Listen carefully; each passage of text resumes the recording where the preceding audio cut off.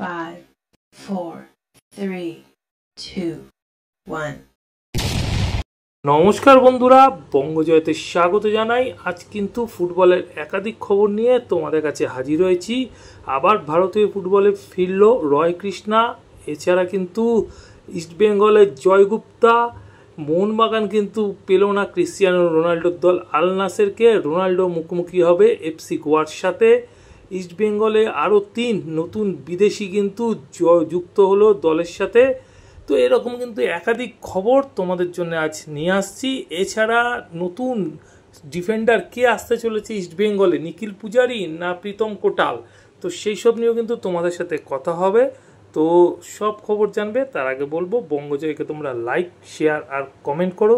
আর চ্যানেলে যারা নতুন এসছো তারা অবশ্যই সাবস্ক্রাইব করে বেল বটনটা অন করে দাও, যাতে ফুটবলের সব নোটিফিকেশান তোমরা রোজকার মতন পেতে থাকো। তো চলো, আজ কি খবর অপেক্ষা করছে তোমাদের জন্য একটু দেখে নিই। 2025-26 এএফসি চ্যাম্পিয়ন্স লিগ 2তে অপেক্ষাকৃত সহজ গ্রুপে মোহনবাগান। গ্রুপ পর্বে ক্রিস্টিয়ানো রোনাল্ডোর আল নাসেরকে পেল এফসি গোয়া। মালয়েশিয়ার কুয়ালালামপুরে এএফসি সদর দপ্তরে আজ লটারির মাধ্যমে পশ্চিমাঞ্চলের 16টি ক্লাবকে 4টি গ্রুপে ভাগ করা হয়েছে, যার মধ্যে গ্রুপ সিতে মোহনবাগান সুপার জায়ান্টকে খেলতে হবে ইরানের FM সেপাহান এফসি, জর্ডনের আল হুসেন এফসি আর তুর্কমেনিস্তানের আহাল এফসির বিরুদ্ধে। অন্যদিকে গ্রুপ ডিতে এফসি গোয়ার প্রতিপক্ষ কিন্তু হতে চলেছে সৌদি আরবের আল নাসের। আল নাসের মানে সে ক্রিস্টিয়ানো রোনাল্ডোর মুখোমুখি কিন্তু এবার এফসি গোয়া। এছাড়া কিন্তু ওই গ্রুপে আছে ইরাকের আল জাওরা। একটা সময় এশিয়ান জায়ান্টস ছিল আল জাওরা, জানো তো। সেই আল জাওরাকে কিন্তু ইস্টবেঙ্গল একটা টাইমে 6 গোলে হারিয়েছিল জুয়ারতি ক্রীড়াঙ্গনে, যেটা নাকি একটা অবিশ্বাস্য রেকর্ড হয়ে দাঁড়িয়েছিল সেই সময়। কেননা এরকম বড় একটা দলকে ইস্টবেঙ্গল যে এইভাবে হেলায় হারাবে এএফসি টুর্নামেন্টে, সেটা কিন্তু কেউ কখনো ভাবেনি। সেই আল জাওরা কিন্তু এবারে আছে এই ডি গ্রুপে এফসি গোয়ার সাথে। এছাড়া কিন্তু তাজিকিস্তানের দল এফসি ইন্তেকলালো তাদের সাথে কিন্তু আছে। তো এখন দেখার যে এফসি গোয়া এই কঠিন গ্রুপ পর্ব টপকে আগামী দিনে তারা নকআউটে যেতে পারে কি না। চলে আসি ভারতীয় ফুটবলের ট্রান্সফার নিউজের খবর। আর ট্রান্সফার নিউজের প্রথম খবরই হবে Chennai NFC Brazilian attacking midfielder Lucas ব্রাম্বিলাকে নিয়ে। লুকাস ব্রাম্বিলা কিন্তু চেন্নাই এনএফসি ছেড়ে এবারে সই করলেন কুয়েতের দল, কুয়েতের আল ফায়েল এসসি। কুয়েতের এই আল ফায়েল এসসি কিন্তু তাদের প্রিমিয়ার লিগে খেলে থাকে। তো এবারে আমরা কিন্তু লুকাস ব্রাম্বিলাকে কুয়েত লিগে দেখবো। তো আশা করব কুয়েত লিগে কিন্তু নিজে যথেষ্ট ভালো ফুটবল খেলবেন এই লুকাস ব্রাম্বিলা। আর অন্যদিকে ভারতীয় ফুটবলের চেনা মুখ কোমরন তুর্সনভ, তুর্কমেনিস্তানের এই ফুটবলারটি তোমরা সবাই জানো যে একটা সময় কিন্তু এই ফুটবলারটি মোহনবাগানে খেলেছে, তাছাড়া কিন্তু মোহামেডানে খেলেছে এবং ভারতীয় ফুটবলে দীর্ঘদিন ধরে খেলছে। তো এই ফুটবলারটি কিন্তু এবারে সই করলেন। শুধু তুর্সনভ নয়, মাল্লাপুরম এফসিতে কিন্তু সই করলেন ভারতীয় ফুটবলের আরেক সুপারস্টার ফুটবলার রয় কৃষ্ণাকে নিয়ে তো আলাদা করে কিছু বলার নেই, সবাই জানো চেনো রয় কৃষ্ণাকে। তো রয় কৃষ্ণা কিন্তু আবার ভারতীয় ফুটবলে মূল স্রোতে ফিরলেন চোট পাওয়ার পর। গত মৌসুমে উড়িষ্যা এফসির হয়ে খেলেছিলেন এবং তার কিন্তু এসিএলে মারাত্মক চোট পান। তারপর কিন্তু তাকে আর ভারতীয় ফুটবলে দেখা যায়নি এবং এবারে কিন্তু তাকে আবার আমরা ভারতীয় ফুটবলে দেখব মাল্লাপুরম এফসির জার্সি গায়ে কেরালা সুপার লিগে।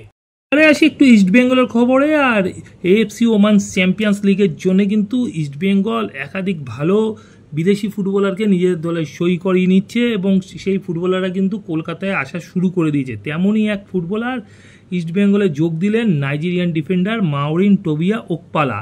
তিনি কিন্তু কলকাতায় পৌঁছে গিয়েছেন গতকালই এবং আসন্ন এএফসি চ্যাম্পিয়ন্স লিগে খেলার জন্য কিন্তু তিনি একেবারে পুরোপুরি তৈরি। তো এখন দেখার বিষয় যে টোবিয়া ওকপালা আগামী দিনে এএফসি মঞ্চে ইস্টবেঙ্গল জার্সি গায়ে কতটা ভালো ফুটবল খেলতে পারে। শুধু ওকপালা না, 27 বছর বয়সী উগান্ডার আক্রমণাত্মক মিডফিল্ডার আমনাহ নবাবি আসন্ন মরশুমে এএফসি চ্যাম্পিয়ন্স লিগ শুরুর আগে ইস্টবেঙ্গল ক্লাবে যোগ দিয়েছেন। তিনি 2024-25 মরশুমে ইন্ডিয়ান উইমেন্স লিগে সেতু এফসির হয়ে খেলেছিলেন, যেখানে তিনি তার খেলার দক্ষতা, দৃষ্টিভঙ্গি এবং গোল করার প্রতিভা দিয়ে মুগ্ধ করেছিলেন লাল হলুদদের থিঙ্ক ট্যাঙ্কারদের। তো সেই কারণে কিন্তু এই ফুটবলারকে ইস্টবেঙ্গল দলে সই করানো হলো। শুধু এই 2 বিদেশি ফুটবলার না, আরও এক বিদেশি ফুটবলার কিন্তু ইস্টবেঙ্গল ক্লাবে যোগ দিলেন। আম্পেম ডারকোয়া লেডিস এফসি থেকে 21 বছর বয়সী সেন্টার ব্যাক আবেনা আনোমা ওপুকুকে চুক্তিবদ্ধ করেছে ইস্টবেঙ্গল এবং এই ফুটবলারটি কিন্তু আজই কলকাতায় পৌঁছে গিয়েছেন। তো আবেনা ঘানার টোকিমানেতে অবস্থিত ঘানার পেশাদার মহিলা ফুটবল ক্লাব আম্পিয়ান ডারোকা লেডিসের হয়ে খেলতেন এবং ক্লাবটি 2009 সালে স্থাপন হয়েছিল এবং ঘানা মহিলা প্রিমিয়ার লিগে অংশগ্রহণ করে তখনই।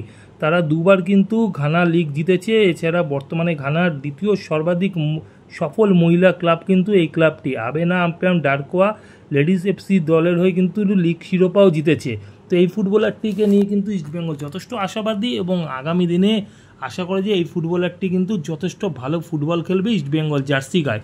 এবারে চলে আসি যে ফুটবলারটিকে নিয়ে কথা, তিনি হলেন জয় গুপ্তা। জয় গুপ্তা কিন্তু চলে এসেছেন শহরে, শুধু শহরে চলে আসা না, আজ কিন্তু তিনি ইস্টবেঙ্গল দলের সাথে অনুশীলনে যোগ দিয়েছেন নিউ টাউনের সেন্টার অফ এক্সেলেন্সি গ্রাউন্ডে। এবং জয় গুপ্তার অনুশীলনে যোগ দেওয়ার আগে কিন্তু তার মেডিকেল টেস্ট হয় এবং মেডিকেল টেস্ট কিন্তু যথেষ্ট সফলই বলা যায়, কারণ তার কোনো ইনজুরি ছিল না। তো সেই কারণের কিন্তু মেডিকেল টেস্ট তার সফলই হয়েছে এবং জয়গুপ্তা কিন্তু ইস্টবেঙ্গল দলের সাথে অনুশীলনে যোগও দিয়ে দিলেন। এই মুহূর্তে জয়গুপ্তা যদি ফিট থাকে, ম্যাচ খেলার কন্ডিশনে থাকে, তাহলে ডার্বিতে তাকে খেলানোও যেতে পারে বলে কিন্তু আশা করা হচ্ছে। তবে সেটা পুরোটাই নির্ভর করবে ইস্টবেঙ্গল কোচ অস্কার ব্রুজোর উপর। ব্রুজো যদি মনে করেন যে তাকে খেলানো যাবে তাহলেই খেলানো হবে, নইলে কিন্তু এই জয়গুপ্তাকে কিন্তু ডার্বি ম্যাচে খেলানো হবে না। আর অন্যদিকে কিন্তু ইস্টবেঙ্গল এই মুহূর্তে নিখিল পূজারির সাথে কথাবার্তা কিন্তু চালাচ্ছে। একেবারে এটা বাস্তব কথা, নিখিল পূজারির সাথে কিন্তু ইস্টবেঙ্গলে কথাবার্তা চলছে। তবে এখনও কিন্তু নিখিল পূজারি কনফার্ম না ইস্টবেঙ্গলে, জাস্ট কথাবার্তা শুরু হয়েছে। নিখিল পূজারি কিন্তু তার সোশ্যাল মিডিয়া পেজেও কিন্তু তার পুরনো যে ইস্টবেঙ্গলের ওই খেলা যে ফটো আছে সেই ফটো কিন্তু আপলোডও করেছে। তো নিখিল পূজারির সাথে কিন্তু একটা পজিটিভ দিকে কিন্তু কথাবার্তা এগাচ্ছে ইস্টবেঙ্গল ম্যানেজমেন্ট। তো আগামী দিনে যদি নিখিল পূজারি ইস্টবেঙ্গলে আসে তাহলে কিন্তু সেক্ষেত্রে ইস্টবেঙ্গলের জন্য ভালোই হবে। রাইট ব্যাক অপশনটাও কিন্তু যথেষ্ট স্ট্রং হয়ে যাবে ইস্টবেঙ্গলের জন্যে। অন্যদিকে শোনা গিয়েছিল যে প্রীতম কোটালের নাম, তবে এই মুহূর্তের খবর প্রীতম কোটালের সাথে কিন্তু ইস্টবেঙ্গলের কোনো আলোচনা হচ্ছে না বা আলোচনা হয়নি। এটা পুরোপুরি একটা রিউমার মাত্র। নিখিল পূজারির সাথেই কিন্তু ইস্টবেঙ্গল এই মুহূর্তে কথাবার্তা চালাচ্ছে এবং নিখিল পূজারিকেই কিন্তু ইস্টবেঙ্গল ফাইনাল করতে চাইছে। তবে প্রীতম কোটালের সাথে কিন্তু এখনও পর্যন্ত ইস্টবেঙ্গলের কোনো কথা হয়নি বলেই শোনা যাচ্ছে সূত্র মারফত। তো বন্ধুরা, এই এখনকার মতন এই পর্যন্তই। নতুন খবর নিয়ে হাজির হবো তোমাদের কাছে পরের ভিডিওতে। যাওয়ার আগে শুধু একটাই কথা বলবো, আগের ভিডিও যারা মিস করে গেছো তাদের জন্য ডেসক্রিপশন বক্সে আগের ভিডিওর লিঙ্ক দেওয়া থাকবে, তোমরা লিঙ্ক ক্লিক করে আগের ভিডিও দেখে নিতে পারো। এখনকার মতন গুড বাই।